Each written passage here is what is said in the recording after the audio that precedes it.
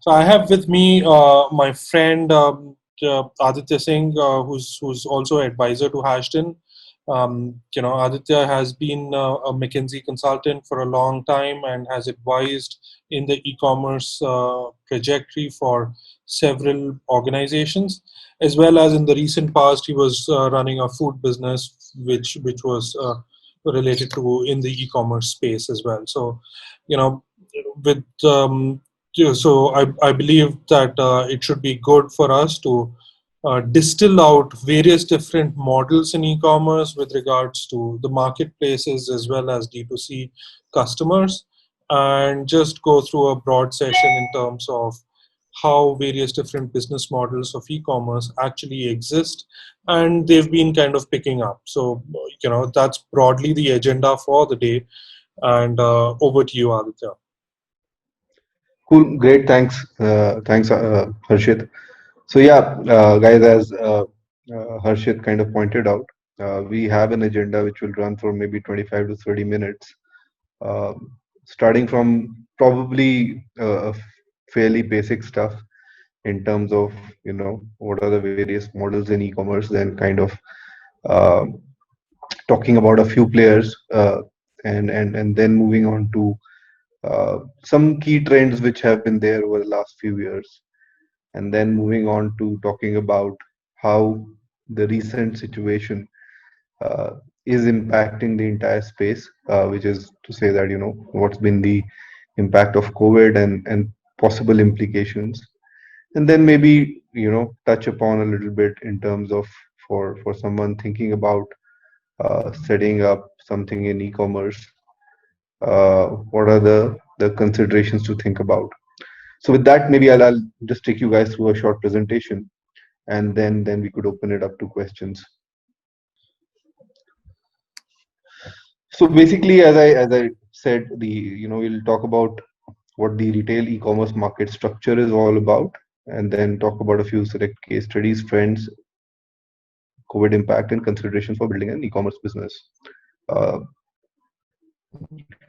so for a present purpose, for the purposes of this discussion, the way I have taken the liberty to define e-commerce is basically, retail e-commerce as e-commerce businesses engaged on directly or indirectly, uh, you know, servicing retail customers. So that kind of uh, takes into account direct to, I mean, basically B2C as well as B2B part of the e-commerce, B2B to the extent of saying that, organizations which are engaged in more of wholesale and distribution, but not B2B in the sense of saying which sell directly to other businesses like the staples of the world, or stationary items, so on and so forth. Now, just before we kind of dive into in details, uh, a quick sense of scale. Uh, Basically, if you think about it, uh, e-commerce has become quite significant. So if you think about all of the retail sales, and this is a global number, of course, top 8 or 10 countries dominate. What's the data behind this? Countries like US, India, China, UK, where e-commerce is relatively well developed. Most of the European countries, US, China, and India. At present, about 14% of all of the retail sales happens through e-commerce, and it's expected to become about 22% in 2023, which is quite significant. When you actually start talking in terms of billions of dollars, it's billions and billions of dollars actually. So it's a fairly large space and growing fast, and as a channel, it's becoming very significant and important. Uh, so when we think of e-commerce now, there's various ways to cut and slice it. But one way to think about it is that at the highest level there are two kinds of entities out there. There are marketplaces, which are essentially intermediaries between buyers and sellers, and they deal in multiple categories, and they carry multiple brands. And then there are D2C or direct to consumer businesses, which are businesses selling directly to consumers, typically having a focus on one brand and a few categories which are uh, you know have a logical linkage to what the brand stands for. So if I were to give you some examples, Amazons and Flipkarts of the world would typically be marketplaces, and probably you guys already know that. Typical D2C businesses would be companies like Bombay Shaving Company, Licious, Urban Ladder, Casper, and there are many examples. You know, uh, what are D2C businesses? Now, just talking briefly touching upon marketplaces, there are three broad models. On one extreme is what is called as an inventory-led model. On the other extreme is a pure marketplace, and somewhere in between falls a managed marketplace. A pure inventory-led model basically means that the marketplace actually owns the materials itself, so it makes purchases from buyers and then actually on sells them to the consumers. They may carry their own private labels as well. Some examples from India would be Ninja Cart or Hyperpure from Zomato. Uh, these are pure inventory-led models. Pure marketplaces are ones who don't carry any inventory at all, and they're pure intermediaries, where buyers list and sellers list and buyers come and buy. They may provide additional services like facilitation, logistics, etc. eBay, ShopClues, Naptol would be good examples of that. And managed marketplaces are somewhere in between, where some categories they have a inventory-led model, and in some categories they have a managed market, a pure marketplace model. And also they may be in between in terms of providing services. Somewhere they would do the delivery themselves, somewhere they would expect the seller who's listed to be doing the deliveries. So Amazon, Udan, Snapdeal, Flipkart would fall under managed marketplaces. And really, if you really think about it, it's kind of a balancing act. If you think about it from an economic standpoint, it really boils down to basically three parameters, which is basically inventory ownership, which translates into working capital. So inventory-led model, of course, is highest in terms of investment, and therefore probably most difficult to scale. Pure marketplaces are lowest in terms of pure working capital investment and somewhat much more scalable. Uh, in terms of basically customer service level, inventory-led model has the best service level, and managed marketplace somewhere in between, and pure marketplace may have the most compromise. Not to say they are bad, but relatively speaking, from sense of degrees of freedom of control, they could have the most compromised model. And inventory ownership also kind of translates into margin structure. So where you own the inventory, the margins tend to be highest, and where you don't own, where they tend to be the lowest. So if you think about a pure marketplace, then it's a very very high efficiency machine, if you may, where sellers list and buyers come and buy, and then you provide additional services. If you think of an inventory-led model, then it has to be a great, uh, somewhat greater in terms of consumer satisfaction, and therefore high margins, and so to sustain those higher service levels, also higher cost that come commensurate with higher margins. Uh, the other way a lot of people tend to think about it is based on buyers and sellers. So B2C, B2B, hybrid, I think these are pretty self-explanatory. A business selling to a marketplace selling to direct end consumers is a B2C, selling to another business is a B2B, and hybrid one is which tend to do both. Uh, Now, on the other hand, direct to consumers are brands trying to reach out directly to consumers through own platform.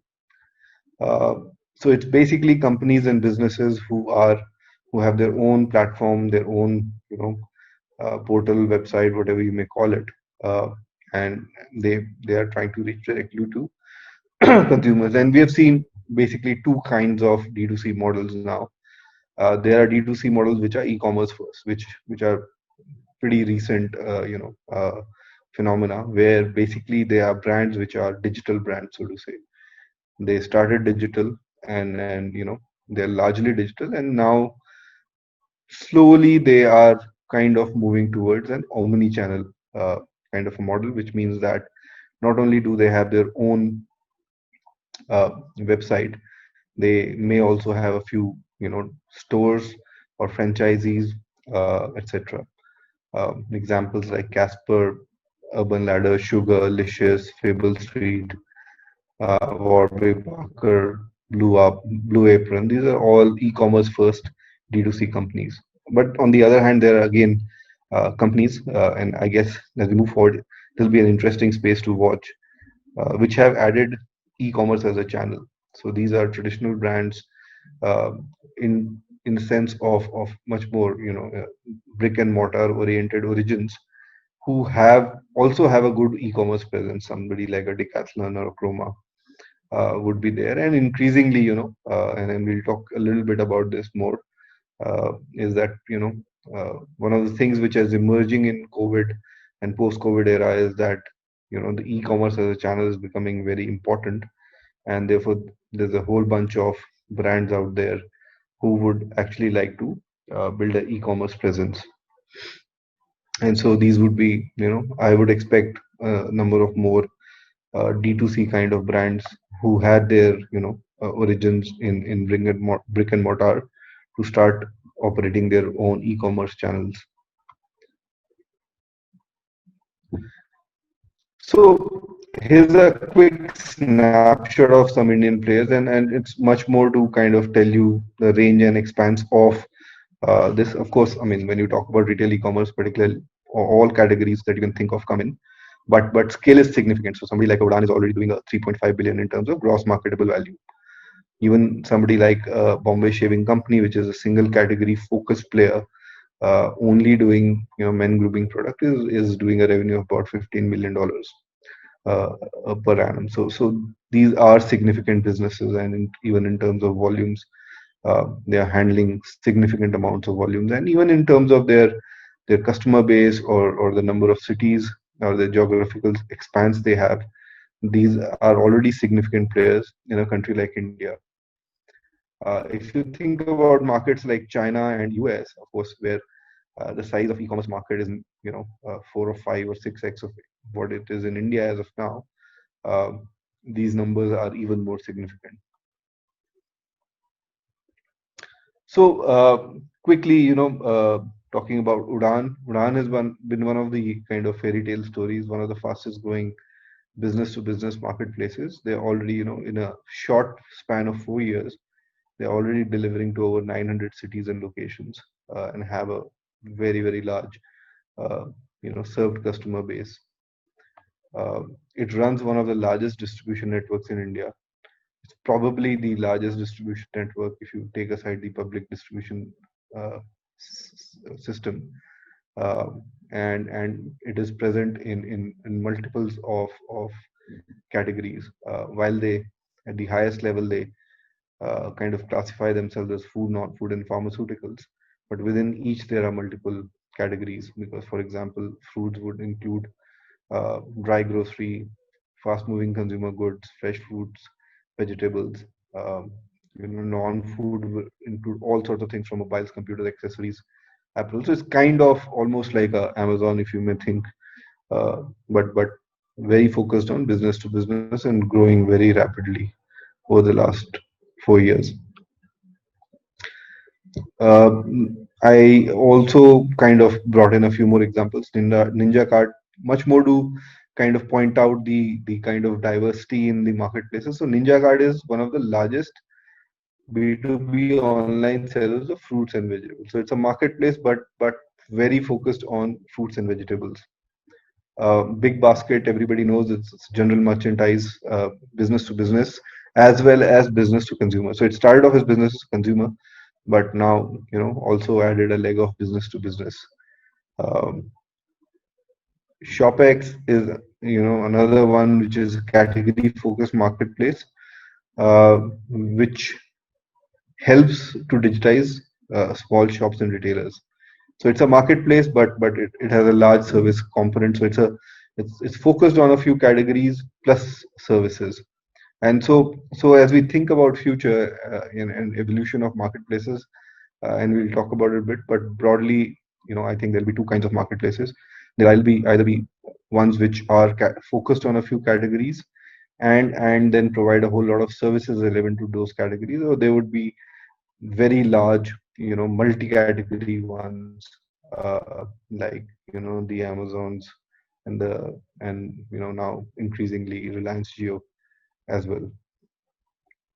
So Jumbo Tail again is focused on a few categories plus a big focus on add-on services. So Jumbo Tail is a marketplace for food and grocery, but in addition, they provide point of sales and account keeping and other kinds of facilitation to their consumers or customers.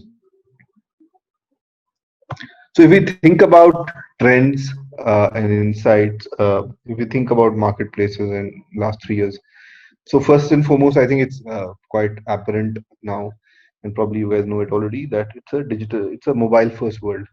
70% plus of the traffic to marketplaces, or I would say 70% plus of the traffic, transactions on e-commerce is happening on mobile.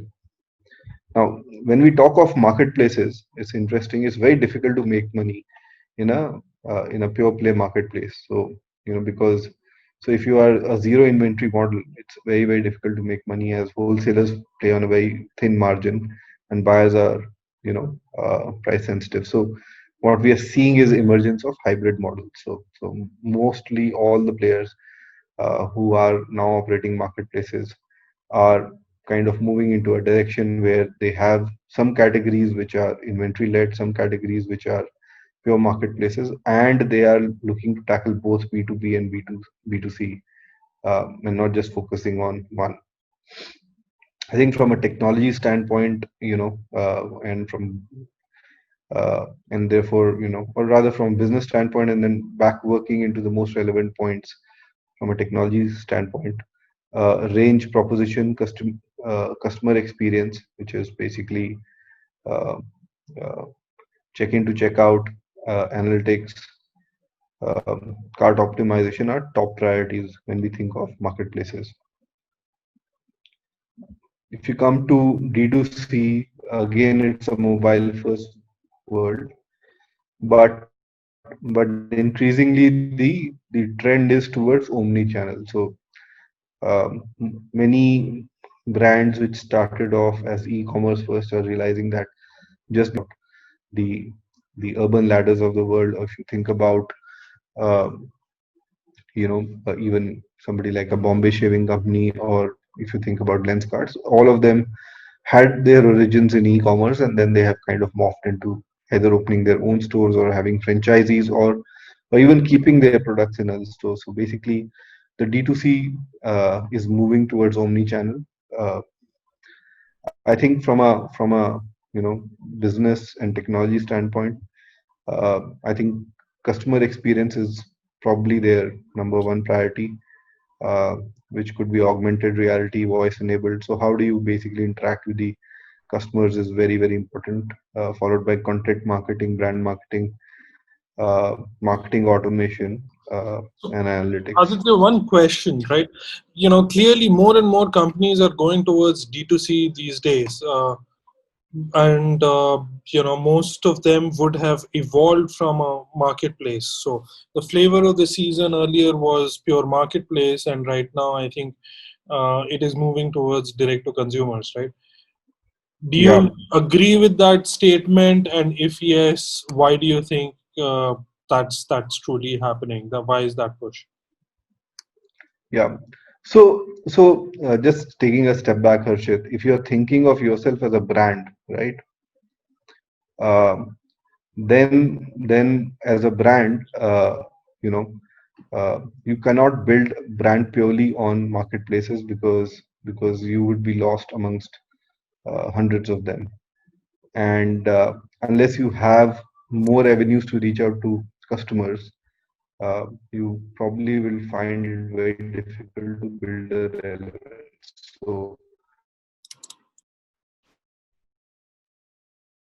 So if you are a brand, you have to go omni-channel, which means that as well as you have to be kind of also have some sort of a physical presence to either be selling through distributors and others.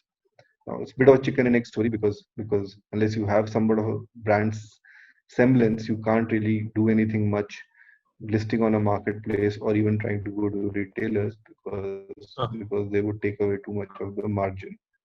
So, but having said that, if you're a brand, going omni-channel is the way to move because more and more consumers are going to move towards e-commerce. Having said that, I don't think they would totally give up the thought of brand having a physical identity. Uh, Now coming to you know a company which wants to sell purely on marketplaces. Uh, I think unless you are just a wholesaler or somebody, everybody else would find it very difficult to sell only on marketplaces because increasingly marketplaces would want to make uh, more of a cut.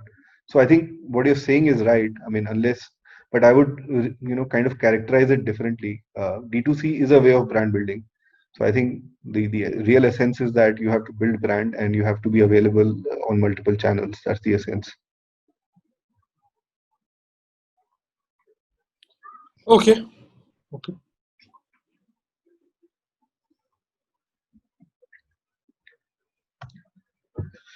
So if we think about now what COVID has done, uh, there's been a clear acceleration in usage of e-commerce.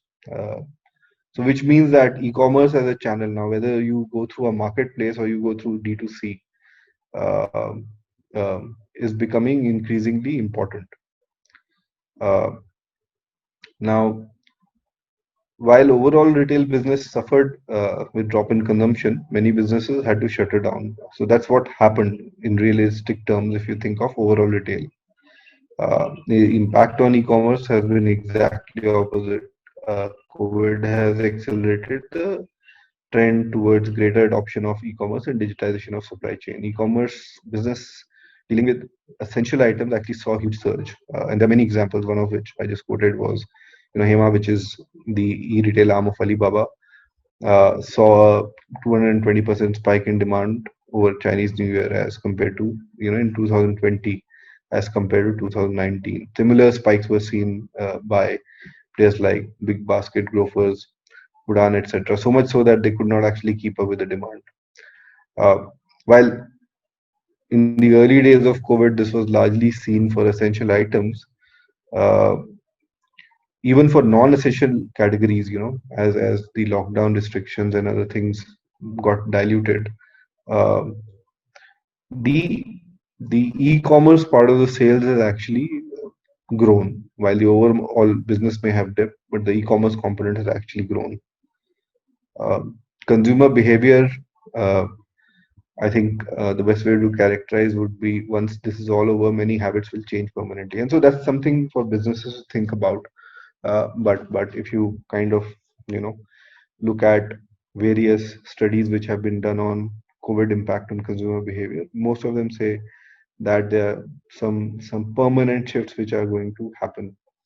One of them is shift to value and essentials. So while everybody's seeing an overall shrinkage in income, so therefore consumers are thinking of essentials and values, which may mean trading down, mindful shopping. There's a lot more awareness of responsible consumption.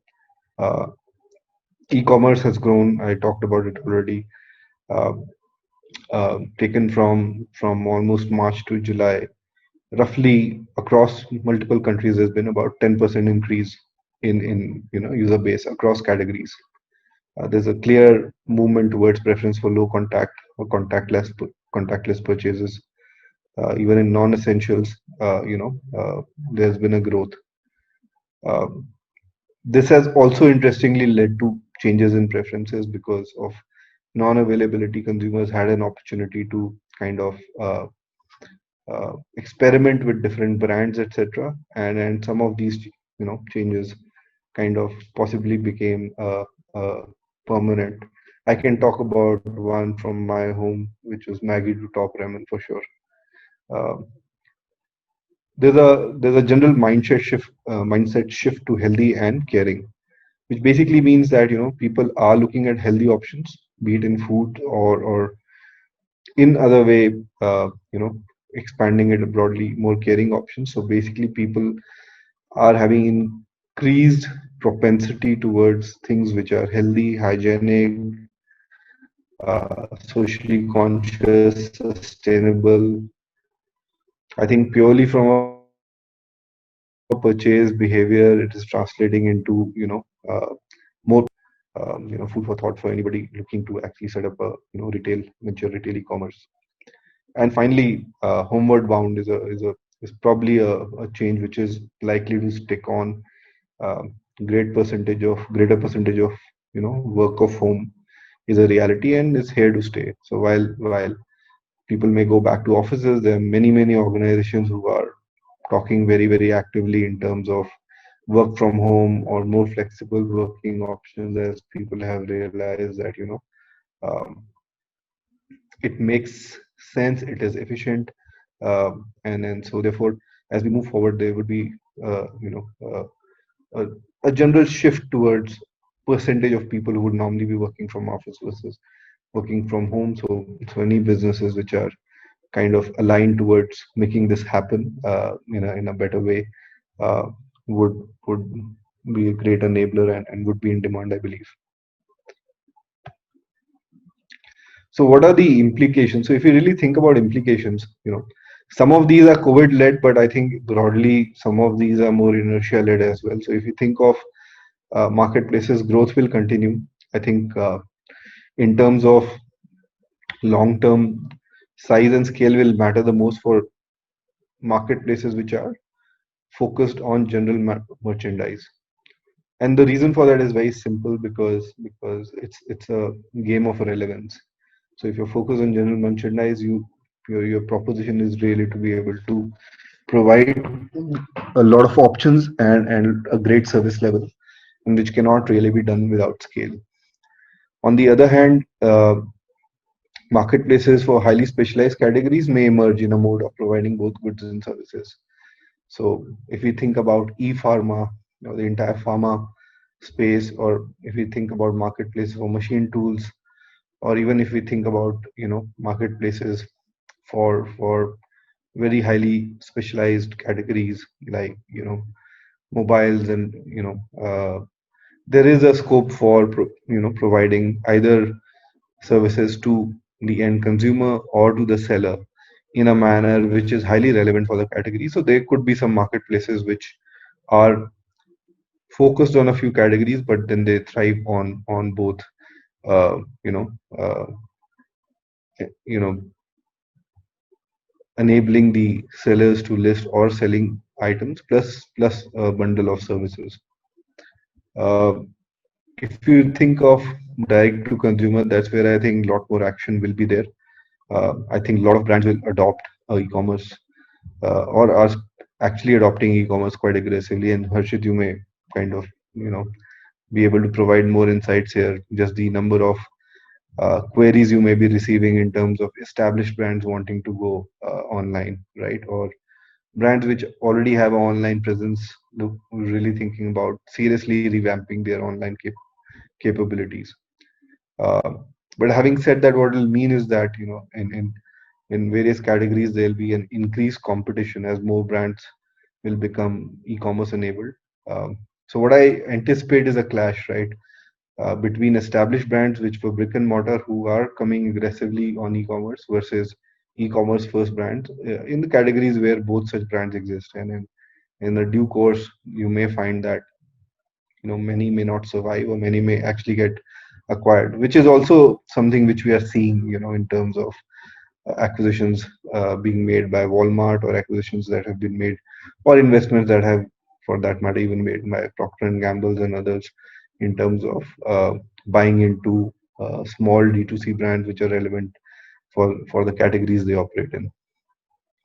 So I'll just take a pause there, and I guess we are about the time, and maybe we could open this up for questions, and then if there is interest, we could talk a little bit about considerations of building an e-commerce business, but that's much more from a standpoint of a provider like Ashton.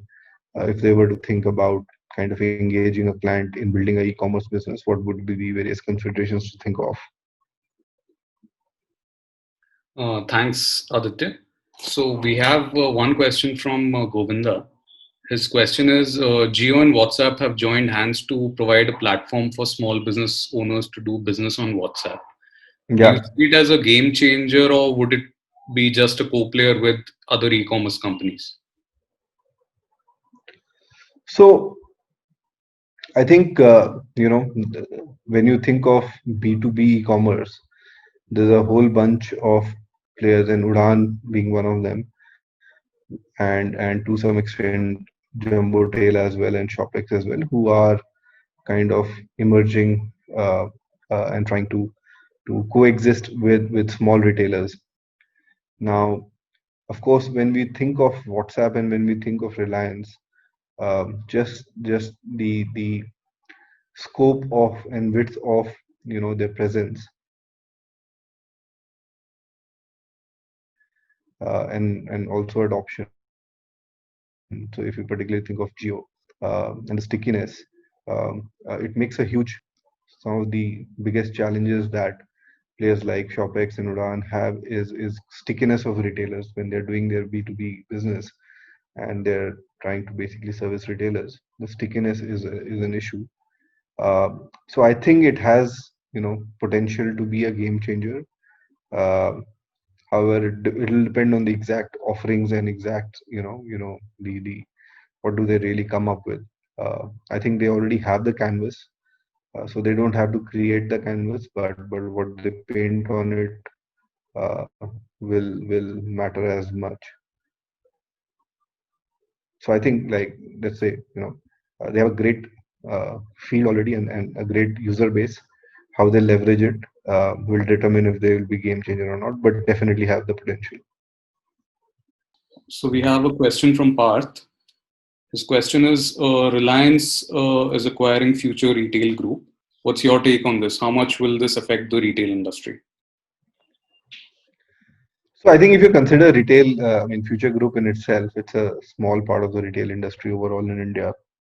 So I don't think it will have a earth-shattering consequence, because Reliance, if you consider, is already present in retail through its Reliance Marts, right, in a fairly big manner. I think for them it's more of make versus buy. So whether they were to build like 60 more or 80 more locations, or whether they're to buy something which is already established. But yeah, I mean, the overall trend of consolidation and organized slash e-commerce enabled businesses growing, that will it kind of plays into that. So I don't think it's overnight going to change anything. I think it's more of Reliance kind of acquiring a few more inches of the space they already have. Right. Great, Aditya. I don't think we have further questions. So if there is anything else that you'd like to share, you can go ahead, or we can close the session. Yeah. So no, I guess if I think about it from perspective of uh, you know uh, anybody who's a service provider to there may be many people who may be interested in just looking through what are the considerations of building an e-commerce business. So I just thought maybe lay out a uh, kind of a value chain, because good understanding of the value chain and category specific understanding of the value chain is important to really think about how to go about building something up once you have a idea. Uh, so I think it really starts from vendor identification and qualification. There's a whole lot of processes around contracting and onboarding, inventory management, purchase order and vendor management, primary logistics, quality checks. These are all parts of value chain of any marketplace, if you or even D2C business for that matter, with the if you think about, uh, then there's a whole element of intercompany stock movements, buyer registration and onboarding, selling, collections and order fulfillment, a big part of the operations of any e-commerce company. Handling cancellations and returns, one of the biggest pain points of a lot of e-commerce companies, where they tend to lose a lot of money. And then, of course, kind of building the entire funnel of purchasers, which is customer engagement, CRM, loyalty, cross-selling, and repeat order generation, which is the basically funnel management aspect of it. This is what a typical value chain of a e-commerce business would look like. Not too different from any traditional business, I would say, in some senses. But I think as you think about digitally enabling anyone, the real question therefore starts becoming, what are the existing digital capabilities, and therefore what needs to be built versus what can be leveraged as it is. So that was something I thought I should just quickly touch upon. That's all that I had to share.